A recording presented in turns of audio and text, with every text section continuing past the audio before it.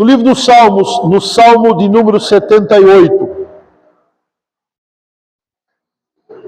Eu não sei o que você pensa, o que você imagina, o que você tem vivido com Deus. Talvez você esteja aqui numa mornidão espiritual. Nem está fraco, nem está forte. Você está vivendo um dia após o outro e tem dito, falou, olha, parece que Deus ele está distante da minha vida. Eu creio em Deus, mas parece que esse Deus é aquele Deus do trono, aquele Deus todo-poderoso, inatingível, inalcançável. E tem vivido uma vida natural, uma vida onde Deus não é o centro dela. E aí, pastor, mas isso é pecado? O problema não é o pecado. O problema é o seu esfriamento espiritual. O nosso problema, quando nós não estamos vivendo e enxergando Deus na nossa vida, é que nós vamos gradativamente nos esfriando espiritualmente e não percebemos isso. Como você pegar, eu gosto desse exemplo, você pega o carvão e coloca ele do lado dentro da churrasqueira mesmo, mas tira ele do fogo. Você vai ver que todo o outro continua queimando e aquele separadinho ele vai esfriando gradativamente, até o momento que ele seja frio. De forma alguma, irmãos, nós podemos tirar os nossos olhos da cruz de Cristo. Mesmo quando não estamos vivendo o sobrenatural de Deus. Salmo 78, vou ler o versículo 12 ao 16, e depois vou ler do 23 ao 29. Salmo 78, a partir do versículo 12, vai dizer assim: prodígios fez na presença de seus pais na terra do Egito, no campo de Zoar. Dividiu o mar e fê-lo seguir, aprumou as águas como um dique, guiou-os de dia com uma nuvem e durante a noite com um clarão de fogo. No deserto fendeu rochas e deu a beber abundantemente como de abismos. Da pedras fez botar torrentes, fez manar águas como os rios. Versículo 23. Nada obstante, ordenou as alturas e abriu as portas do céu. Fez chover maná sobre eles para alimentá-los, e lhe deu-lhes cereal do céu. Comeu cada qual o pão dos anjos, enviou-lhes ele comida a fartar. Fez soprar do céu o vento do oriente, e pelo seu poder conduziu o vento do sul. Também fez chover sobre eles carne como poeira, e voláteis como areia dos mares. Fez-los cair no meio do arraial deles, ao redor de suas tendas. Então comeram, se fartaram a valer, pois lhe fez o que desejava. Amados, ninguém viu tantas maravilhas de Deus como o povo israelita que saiu do Egito e andou durante 40 anos pelo deserto.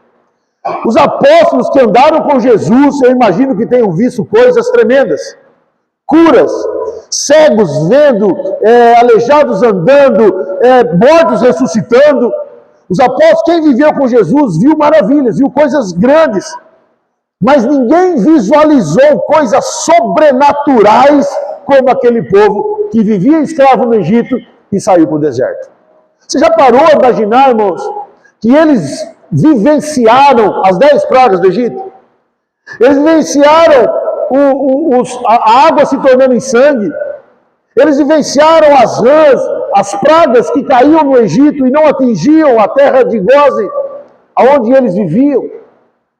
Depois aquele povo, ele sai, Faraó tem todo o entrevero com o Faraó, e aquele povo sai, e de repente aquele povo está num lugar que não tem para onde ir, na frente do Mar Vermelho, e aquele povo vê o mar se abrir.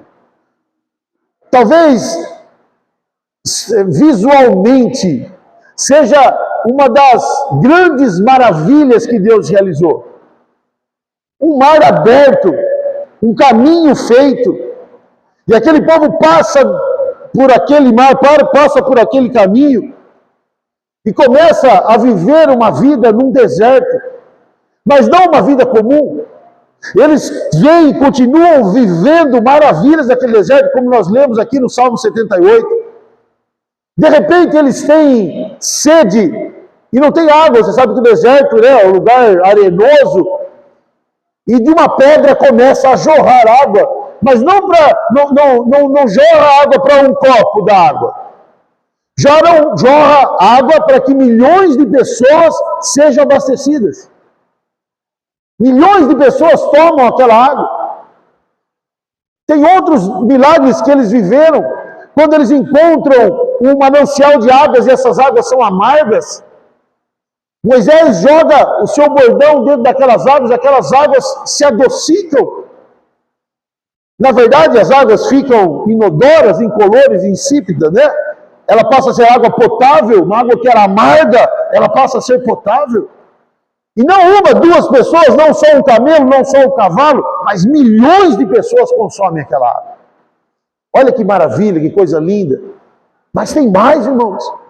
Aquele povo estava num deserto que faz uma temperatura de mais de 50 graus durante o dia. E às vezes cai para 10, 12, 15 graus durante a noite. Porque a areia, né? Você já teve a oportunidade, se não foi na praia, num parquinho, você já viu? A areia, ela esquenta rápido e bastante, e esfria rápido e bastante. É sair o sol, de repente você não consegue pisar mais na areia. Mas é só o sol desaparecer, a areia começa a gelar. Ela tem um ganho e perda de calor muito forte. E aquelas pessoas viviam no deserto, e todas as vezes que aquele sol escaldante estava, Deus se estava protegendo aquele povo com uma nuvem que ficava na frente do sol. Irmãos, quem já não deu glória? Quando está aquele solão, e você está no meio lá, ou trabalhando, ou até praticando esporte, e vem aquela nuvem na frente do sol, e faz aquela sombra gostosa. Você fala assim, oh, glória a Deus, obrigado, Senhor, por esta nuvem. Aquilo era corriqueiro na vida dos israelitas. Aí à noite, quando vinha o tempo mais frio, você sabe que a questão da temperatura, quando ela cai abruptamente, é mais frio, né? Vinha aquela nuvem que protegia do sol, se transformava numa coluna de fogo, que equilibrava a temperatura. Então a temperatura para aquele povo sempre se mantinha amena. Por quê? Porque Deus guardava aquele povo.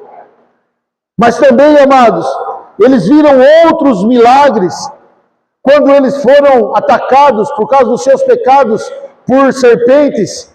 Deus manda levantar uma serpente de bronze no meio do acampamento, e todo aquele que olhava para aquela serpente era curado. Aquele povo reclama da alimentação, e Deus todos os dias enviava maná do céu, uma farinha que caía do céu. Quando eles enjoaram do maná, Deus enviou codornizes. Veja quantos milagres, quantas maravilhas eles vivenciaram, quantas coisas grandiosas eles viram acontecer no meio daquele deserto. Mas eu tenho algo para dizer para você, que tudo aquilo que eles viveram, e eles andaram, e eles estiveram naquele deserto, você sabe que foi um tempo de 40 anos. Sabe quanto tempo demorava da onde eles saíram do Egito até chegar em Cades Barneia, que era a porta de Jericó, uma cidade antes de atravessar o Rio Jordão e chegar na Terra Prometida? Mário, coloca aí para mim Deuteronômio capítulo 1, versículo de número 2. Eles saíram do Egito em direção à Terra Prometida. 11 jornadas, ou seja, 11 dias, a desde Horebe, caminho do Monte Seir, até Cades Barneia. Sabe quanto eles deviam andar? 11 dias. Mas eles andaram 40 anos. Todos esses milagres que eu disse para você, eles foram coisas maravilhosas, tremendas, mas que aconteceram no período de 40 anos. E dois pontos são importantes aqui. Algumas maravilhas são momentâneas. O mar se abriu. Passaram pelo meio do mar, o mar se fechou, matou o exército egípcio. egípcio, né? O exército do Egito, exército egípcio, e eles continuaram. E eles, talvez por um tempo, se lembraram daquilo. Quando a água sai da rocha, eles beberam daquela água. Quando as águas amargas foram transformadas em águas potáveis, eles beberam daquela água. Tudo isso eles viveram. Mas eles andavam, eles caminhavam. 2 milagres eram constantes. A nuvem, a noite de fogo, a coluna de fogo e a nuvem pela manhã, e o maná que caía do céu. Durante 40 anos isso aconteceu. E eles também se acostumaram com isso. Amados, aqueles homens viveram maravilhas incontáveis de Deus, periódicas. Só que durante 40 anos. Se fosse 11 dias, imagine se todas essas coisas tivessem acontecido em 11 dias, que era o caminho deles.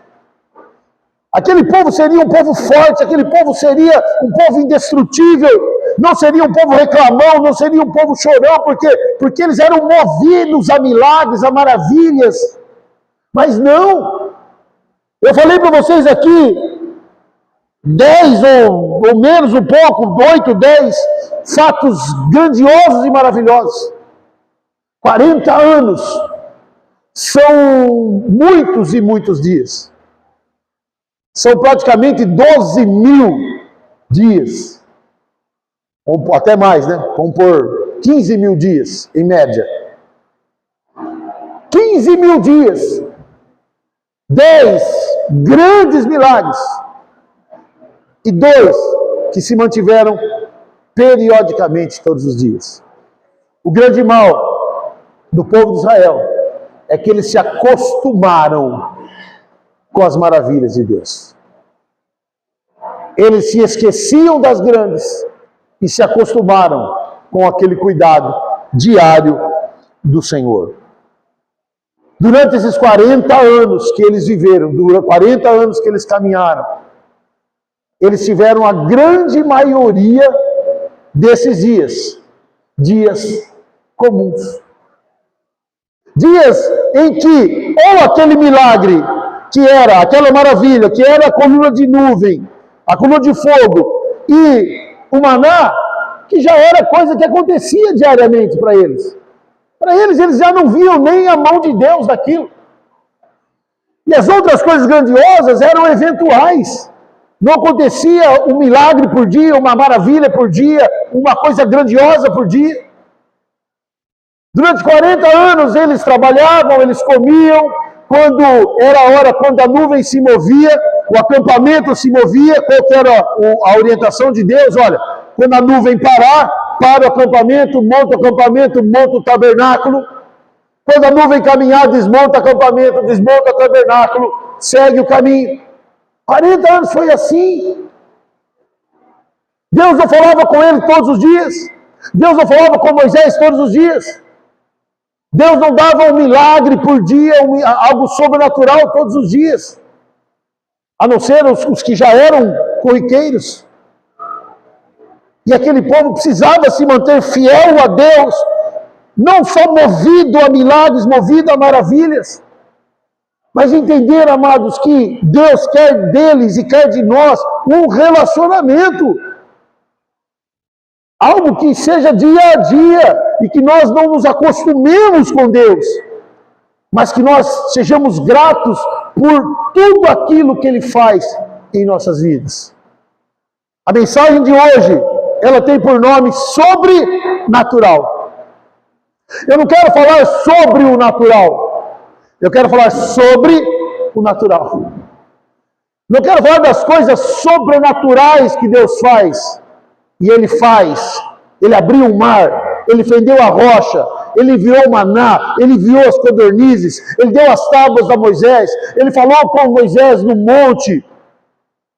Mas eu quero falar sobre espaço, o natural de Deus. O Deus que se apresenta a você a toda manhã. O Deus que levanta junto com você. O Deus que te acompanha passo a passo. O Emanuel, o Deus conosco. Ele disse que o profeta, na verdade, né, Isaías, disse que viria o Emanuel. Porque, amados, nós temos temos aprendido isso. Infelizmente, a teologia que está sendo pregada e que tem atraído as pessoas e tem feito cristãos ou crentes vazios, é que Deus precisa realizar um milagre por dia. É que Deus precisa se apresentar de forma sobrenatural todo o tempo. Senão, a minha vida perde o propósito. E as pessoas precisam viver de congresso em congresso, de retiro em retiro, de encontro em encontro. A igreja tem que viver de evento em evento. Porque senão nós vamos, como aquele carvão que eu disse inicialmente, esfriando na nossa fé. Ah, mas não acontece nada lá na igreja. Não vejo nada sobrenatural. Sim, o sobrenatural acontece. Mas Deus não quer que você viva do sobrenatural. Deus quer que você viva do natural e enxergue e dê graças pelo sobrenatural dele na sua vida. Que você consiga ver no seu dia a dia que Deus está agindo sobrenaturalmente no seu naturalmente. Que Deus realiza milagres, que Deus faz coisas grandes, que Deus cuida de você, que Deus me protege, mesmo que você não esteja vendo, mesmo que o maná caia todo dia, e é Deus quem dá o maná. Mas você parou de entender por quê? Porque Deus não falha no maná. Quer ver o povo correr atrás de Deus? Era ficar o maná sem cair. Se o maná não caísse, primeiro ia começar a blasfêmia. Deus atrasou hoje, hein? Não vai vir o maná? Deus prometeu que era todo dia. E Deus quebrou o seu contrato conosco, sua aliança conosco. Aí se um dia, 2, 3 dias não viesse maná, começasse a dar fome, ia começar as súplicas, né? Ô Senhor, o maná prometido, envia o seu maná, mas não, Deus não falha, Deus envia o seu maná todo dia, então o povo se acostuma com o maná. Imagine que no sol escaldante no deserto, um dia Deus fala assim, hoje não vou colocar a nuvem para proteger o sol. E aquele povo começasse a suar, começasse aquele sol a arder, a queimar. Ia começar, olha, cadê a nuvem? Deus hoje não pôs a nuvem. Aí não se lembrar que era Deus que punha a nuvem. Se começasse a fazer frio à noite e não viesse a coluna de fogo, eles iam se lembrar que Deus não tinha colocado a coluna. Mas como a coluna estava lá todas as noites, como a nuvem estava lá todos os dias, como o maná caía todos os dias, se esqueciam de Deus. E aí precisava acontecer algo sobrenatural. E aí Deus enviava o sobrenatural, por causa de que todas as vezes que Deus agiu sobrenaturalmente, foi por causa da incredulidade, e por causa da blasfêmia, e por causa da reclamação do povo. Eles paravam de ver o sobrenatural de Deus no natural do dia a dia deles. Amados, é sobre isso que eu quero falar com vocês nesta noite. 2 lições são essenciais para que nós continuemos a nossa caminhada até a terra prometida. Porque nós estamos no mesmo caminho. Deus nos tirou do Egito. Deus tirou a mim e você do império das trevas, diz o Evangelho de Lucas. Nós éramos escravos do pecado como aquele povo era escravo no Egito. E Deus tirou você daquele lugar. Eu tenho quase convicção de que Deus já realizou algo sobrenatural na sua vida. Que Deus já fez algo que transformou e que você viu as suas mãos. E a primeira lição essencial é que Ele é Deus do sobrenatural.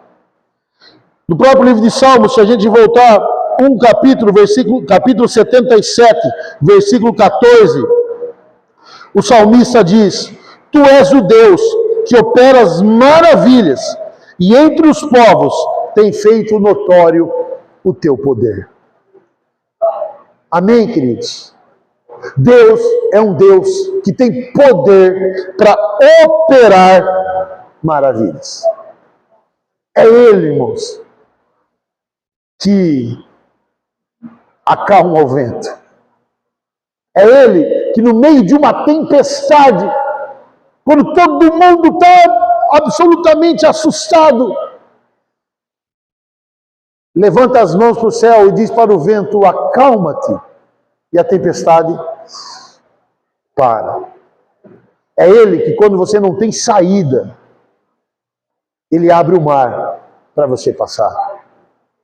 É Ele, quando você está condenado a uma fornalha de fogo e vai ser lançado naquela fornalha, é Ele que vai lá dentro com você e não deixa que você se queime.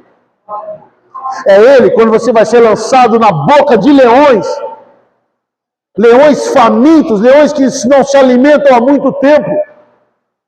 É Ele que, quando você é lançado na boca dos leões, não deixa que aqueles leões te devorem. Porque Ele é um Deus do sobrenatural. Ele cura enfermidades. Ele ressuscita mortos. Ele tira pessoas do vício. Ele transforma as vidas financeiras. Ele restaura casamentos.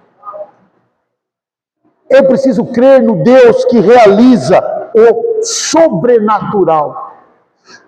Mas eu preciso entender duas coisas. Que coisas sobrenaturais não acontecem todo dia, ainda que Ele tenha poder para isso.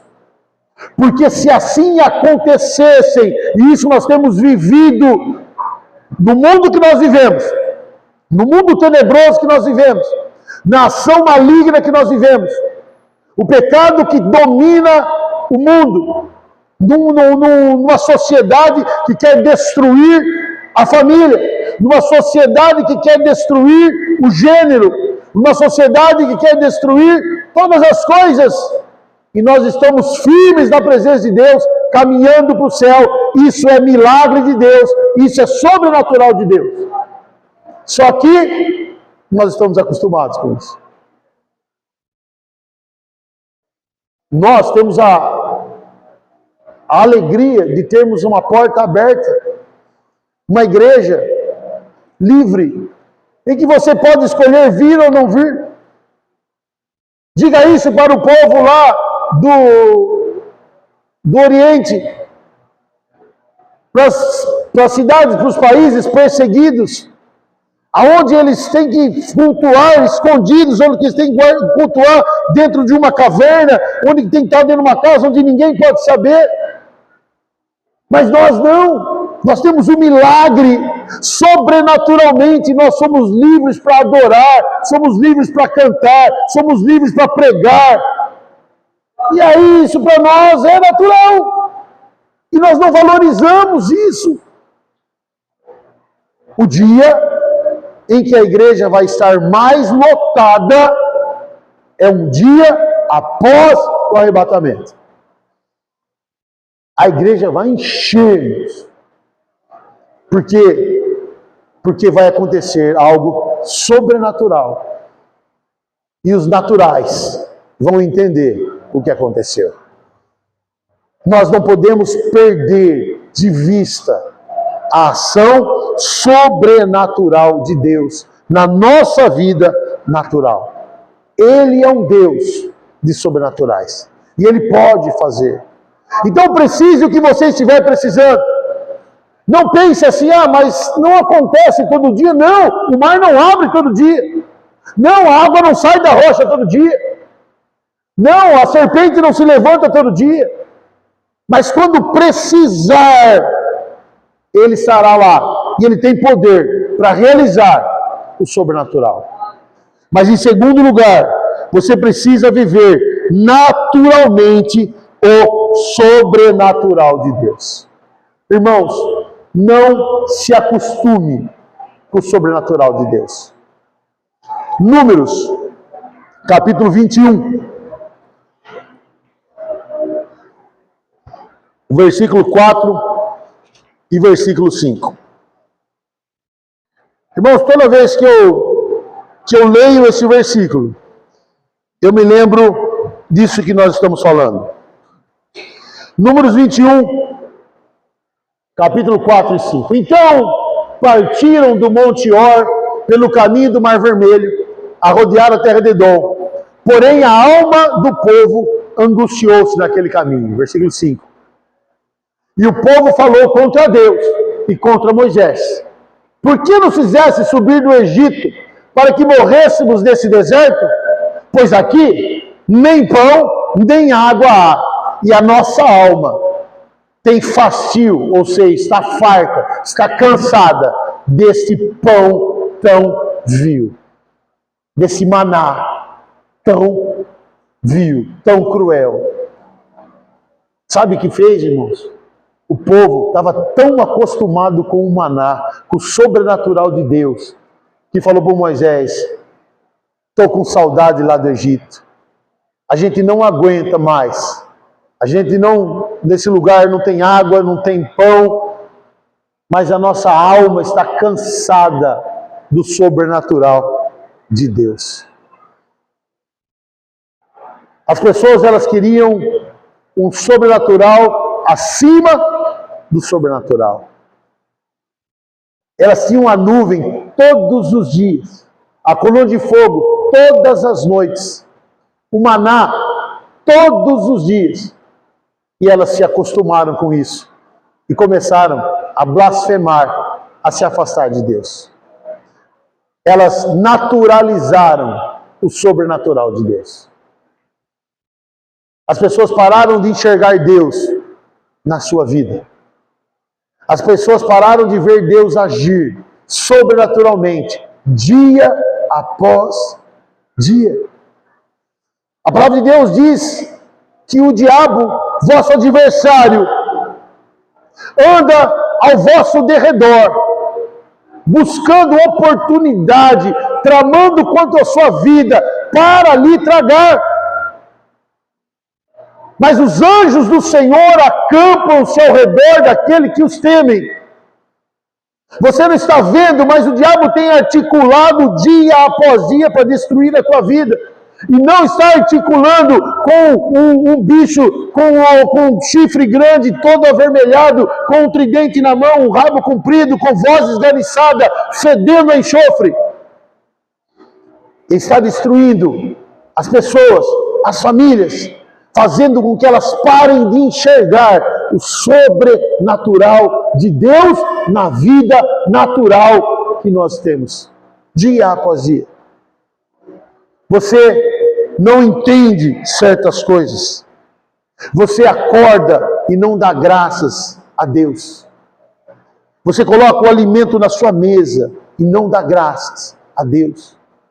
Você chega no seu trabalho, como disse o pastor Jairinho a semana passada, é o trabalhinho, é aquele lugar que você não aguenta mais, é o salarinho que você não aguenta mais, é a esposa que você não aguenta mais, o marido que você não aguenta mais, os filhos que Deus lhe deu, que são aljavas, que são flechas da sua aljava, que você não aguenta mais.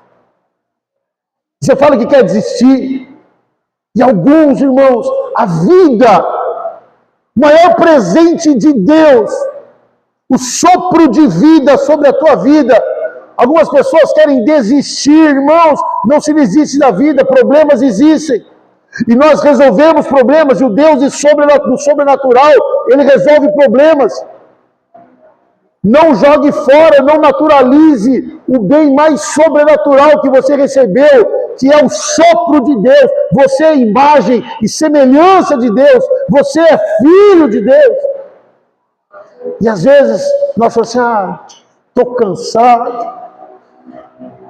Irmãos, a igreja, e eu não estou falando a quarta igreja evangélica quadrangular, estou falando a instituição que se reúne como corpo de Cristo.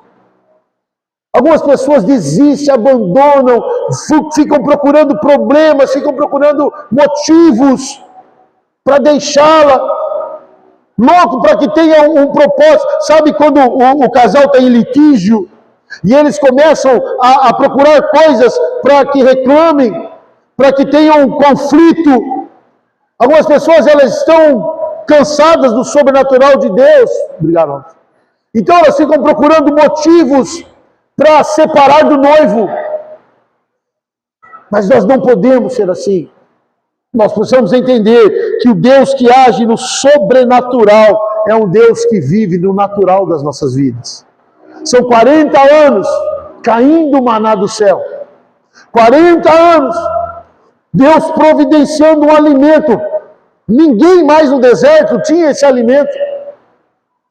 Aquele povo caminhava e o maná caía no acampamento dos hebreus. Mas eles disseram assim: olha, nós estamos fartos. E sabe do que eles estavam com saudade? Lá do Egito. Sabe o que eles eram no Egito? Escravos. Sabe o que o faraó dava para eles?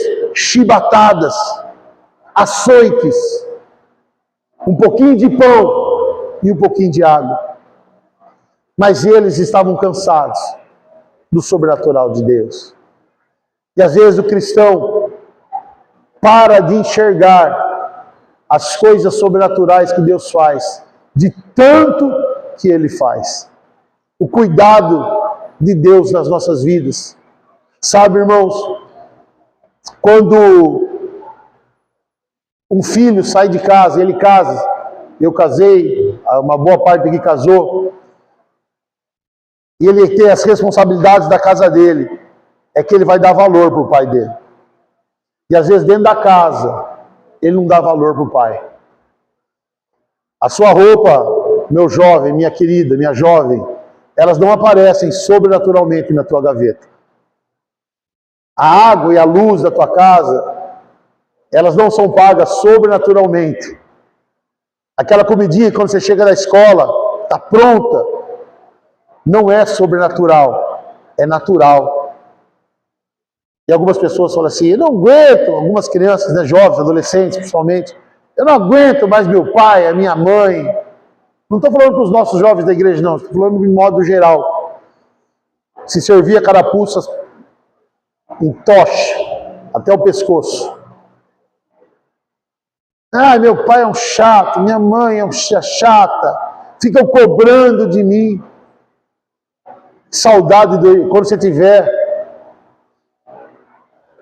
você vai falar assim: ai, que saudade da casa do meu pai, da minha mãe. Saudade, mas nós estamos fazendo uma nova família. Mas aquele povo, irmãos, tinha saudade num tempo de escravidão. Tinha saudade, não valorizavam aquilo que Deus estava fazendo. Não valorizavam os milagres que Deus estava realizando. Sabe por quê? Porque os milagres eram comuns na sua vida. Irmão, sabe por que você e a sua família não é atacada pelo inimigo todos os dias? Porque Deus está te protegendo. Sabe por que, irmãos, você não é morto? Porque o diabo ele vem para matar, roubar e destruir, mas porque você está usando a armadura de Deus. A fé, o evangelho, a palavra, a justiça.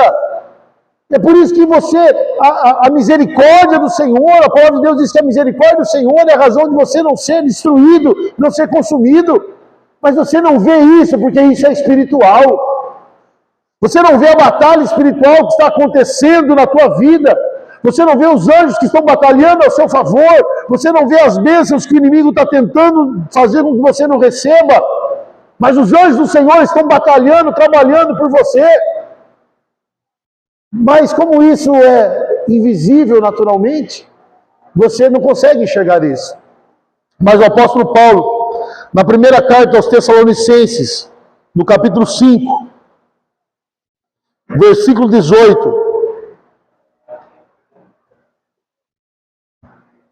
ele vai ensinar algo, uma lição muito importante para nós. Está escrito em 1 Tessalonicenses, capítulo 5, 18: em tudo dai graças, porque esta é a vontade de Deus em Cristo Jesus para convosco. Amados, sabe o que Paulo está dizendo? Senhor, abra os olhos de cada um de nós. Que quando eu acordar pela manhã, eu dê graças a Deus, porque eu estou acordando saudável, na minha casa, protegido. Ah, pastor, mas aí não é questão de Deus? Todos ateus, incrédulos também acordam, mas não tranquilo, como aqueles que creem em Deus. Não em paz, como você tem a paz. Quando você chegar no seu trabalho, você dê graças a Deus. Pastor, mas aí o ateu, o blasfemador, todo mundo tem trabalho, não igual o seu. Porque o seu é um lugar abençoado, é um lugar preparado por Deus para você. Pastor, mas eu não ganho o que eu gostaria, eu não faço. Lá é o lugar, quando você faz parte da família de Deus, você tem que entender que aquele lugar é um lugar estratégico, aonde Deus colocou você. Deus tem um propósito na sua vida. E quando Deus tiver outro propósito na sua vida, Ele tira você de lá, porque a palavra de Deus diz que Ele quem estabelece os reis, e é Ele que os faz cair. Se coloque nas mãos de Deus, para que Ele faça a vontade dEle em você. Quando Ele chama o profeta Isaías já joga uma desculpa, fala assim, Senhor, eu moro no meio de um povo de impuros lábios, e meu lábio é impuro. Deus falou, não tem problema, pega a brasa do altar, queima a boca dele e fala assim, agora vai. Aí ele fala assim, eis-me aqui, envia-me a mim. Quando você puser a comida na sua mesa, dê graça a Deus. Pastor, mas o ateu, o incrédulo, o mau caráter, ele também come. Não como você. Uma comida consagrada e abençoada por Deus. Quando você estiver na sua casa, com a sua esposa, com seus filhos, dê graças a Deus. Pastor, mas o ateu, o incrédulo, também tem família. Mas não tem a paz que você tem na sua casa. Você não tem a alegria de beijar os seus filhos, de beijar a sua esposa. A esposa estar lá com o seu marido, num ambiente de paz, numa família, onde você sabe que a bênção de Deus, você sente isso espiritualmente. Quando você for dormir, você dê graças a Deus. Mas, pastor, o ateu também dorme. O cara que mora na prisão, ele dorme. O cara também dorme. Não que nem você. Enquanto você dorme, a palavra de Deus diz que Deus trabalha. Enquanto você dorme, Deus trabalha em seu favor. Irmãos, não se acostume com o sobrenatural de Deus. É por isso, irmãos, se eu fizer uma pergunta para você, quem tem um testemunho de milagre para contar? Eu creio que todos temos. Alguns que têm mais coragem viriam aqui à frente e declarariam o testemunho de milagres. Outros que têm mais vergonha não viriam, mas têm um testemunho de milagre. Todos nós já vivemos um milagre, um sobrenatural de Deus nas nossas vidas. Se eu perguntar, quem precisa de um milagre? Porque também, irmãos, as necessidades elas continuam. E você precisa de milagres na sua vida. Deus é Deus do sobrenatural, Ele pode realizar o milagre. Mas o que nós não podemos esquecer é o primeiro e maior milagre das nossas vidas. Quando Jesus realiza o seu primeiro milagre, Ele transforma a água em vinho em Caná da Galileia. Ele está anunciando o que Ele veio fazer. E sabe o que Deus veio fazer na minha e na sua vida? Transformar a nossa vida. Essa transformação é o sobrenatural de Deus. E a cada dia você tem sido transformado. E a cada dia, eu e você não podemos nos esquecer que naquela cruz, um dia, alguém morreu em nosso lugar. E que o nosso destino, como nós temos aprendido inicialmente agora nas aulas da Escola Bíblica, que nós estamos aprendendo sobre pecado original, sobre salvação, sobre tudo isso que Deus tem feito por nós, aquela cruz era minha. Você, por causa e eu, por causa dos nossos pecados, fomos condenados à morte, e o nosso destino era o inferno, mas porque Jesus Cristo morreu naquela cruz, nós fomos justificados. Mas eu não posso esquecer disso. Eu não posso viver como se isso fosse um ato. Não, a morte de Jesus, a cruz de Jesus é o maná que me alimenta todos os dias. A morte de Jesus, a cruz de Jesus é a coluna de fogo, é a nuvem que me protege todos os dias. Eu não posso achar isso natural. É por isso que nós estamos diante da mesa do Senhor. É por isso que nós estamos de frente à mesa do Senhor. E é por isso que o apóstolo Paulo, na primeira carta aos Coríntios, grupo louvor, pode subir aqui, por favor. Na primeira carta aos Coríntios, no capítulo 1, capítulo número 11, perdão, primeira carta, capítulo número 11, ele vai dizer assim: porque recebi do Senhor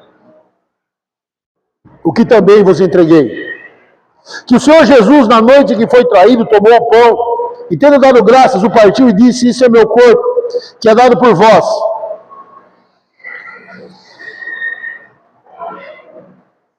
E tendo dado graças, partiu e disse: isso é meu corpo, que é dado por vós. Fazei isto em memória de mim. Por semelhante modo, depois de haver ceado, tomou também o cálice, dizendo: esse cálice é a nova aliança do meu sangue.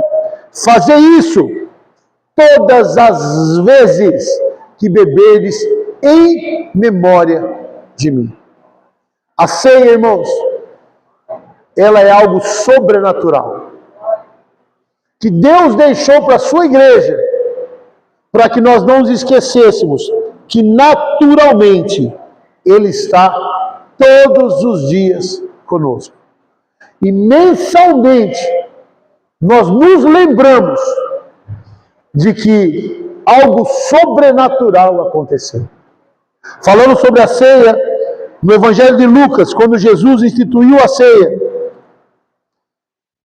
no capítulo 22, versículo 19, ele diz assim: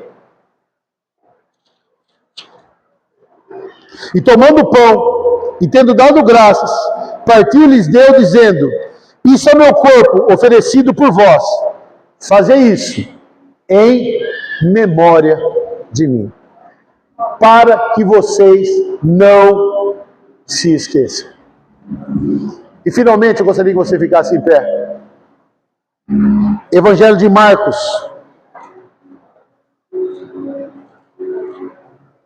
capítulo de número 14, tem algo muito interessante.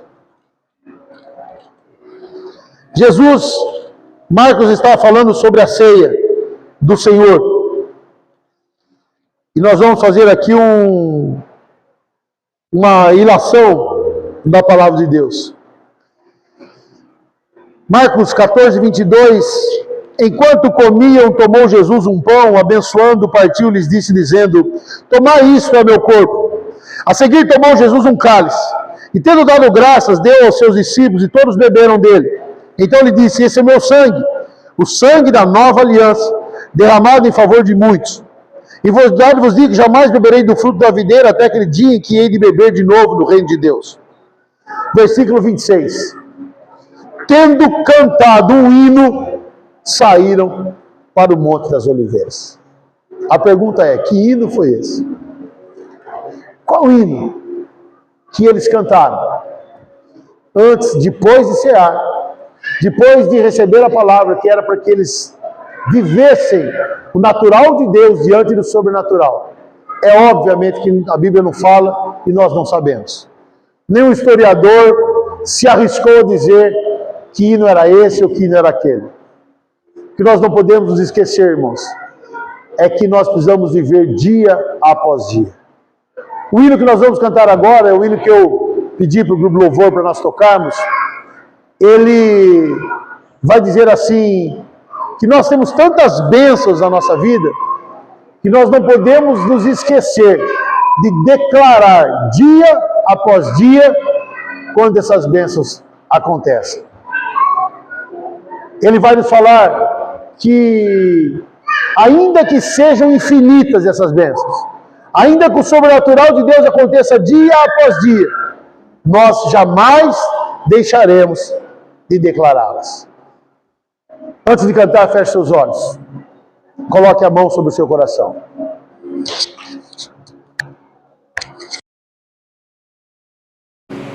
Prepara o nosso coração para cear nessa noite. Prepara o nosso coração para que os nossos olhos, a nossa mente, entendam, Deus, o seu sobrenatural. Aquele dia naquela cruz foi um dia único, onde teu corpo foi moído, teu sangue foi derramado. Mas nós não podemos nos esquecer nem um dia da nossa vida. E nós não podemos viver como se isso não tivesse acontecido. Mas faz-nos lembrar, em memória do Senhor, das bênçãos de Deus sobre a nossa vida. Que o Senhor prepare nosso coração para cear, em nome de Jesus. Amém. Declare conosco através desta canção as bênçãos de Deus sobre nós.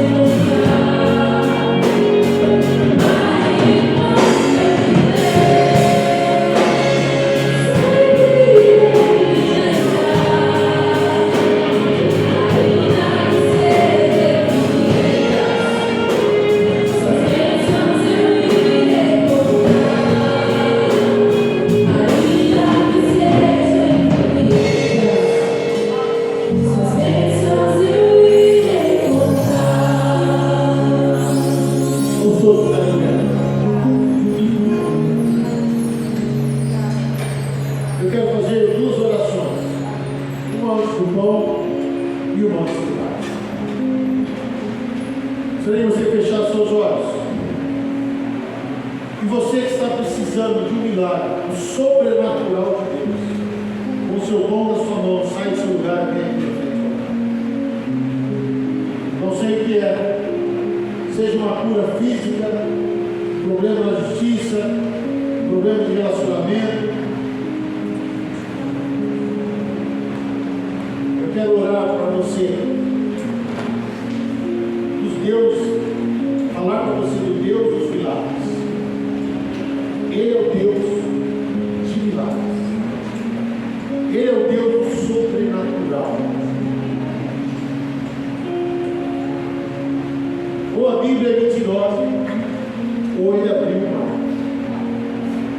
Ou a Bíblia é mentirosa, ou caía maná todos os dias do povo do deserto. Ou a Bíblia é mentirosa, ou ele ressuscitou mortos, curou enfermos, abriu os olhos do cego e levantou os aleijados. Ou a Bíblia é mentirosa, ou ele restaurou famílias. Ele é o mesmo Deus que era, que é e que sempre será. Ele é o Deus do sobrenatural. O sobrenatural de Deus vai acontecer em sua vida. Basta você crer. Basta você aceitar o sobrenatural. Ele é o mesmo Deus ontem, hoje e eternamente. Se a Bíblia é verdadeira, esse pedaço de pão que está na sua mão, ele representa o corpo moído na cruz em seu favor. E ele disse assim naquela cruz, o profeta disse que Jesus levou todas as nossas enfermidades, não só físicas, mas enfermidades espirituais, enfermidades emocionais, todas. E a Bíblia diz que ele foi moído, por isso que você tem só um pedaço de pão na sua mão, não um pão inteiro, só um pedaço. E essa é a ceia do Senhor. É por isso que ele partiu o pão e disse: esse é meu corpo, pedaço. Senhor Deus, sobre essas pessoas que estão aqui diante desse altar, eu declaro através da tua palavra o sobrenatural de Deus. Que elas vejam isso acontecer. Que elas tenham, Senhor, oportunidades assim mesmo, no seu coração, de aceitarem o milagre que o Senhor vai fazer na vida delas. Eu declaro, Senhor, essa noite, em nome de Jesus, pelo nome que o Senhor deu em nossas mãos, curados, fisicamente, emocionalmente, espiritualmente.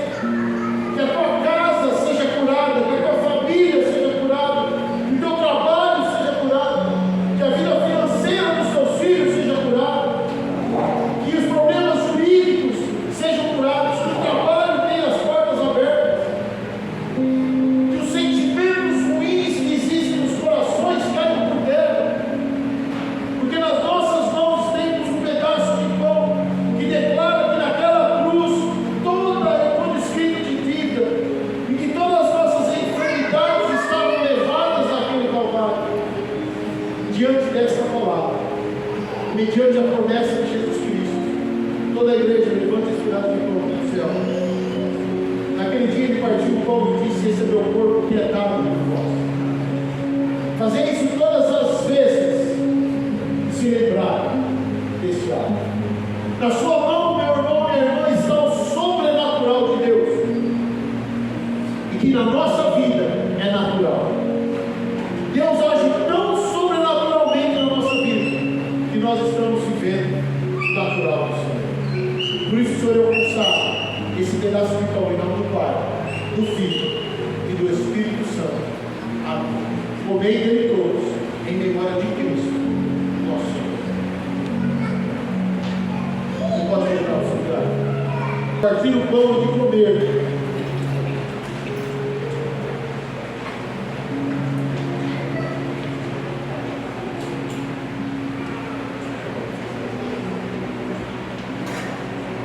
Depois de comer, ele pegou o cálice da nova e eterna aliança. Você vai pegar esse cálice nas suas mãos. Eu quero fazer uma segunda oração. Essa eu não vou pedir para vir para frente, porque é de cunho extremamente pessoal.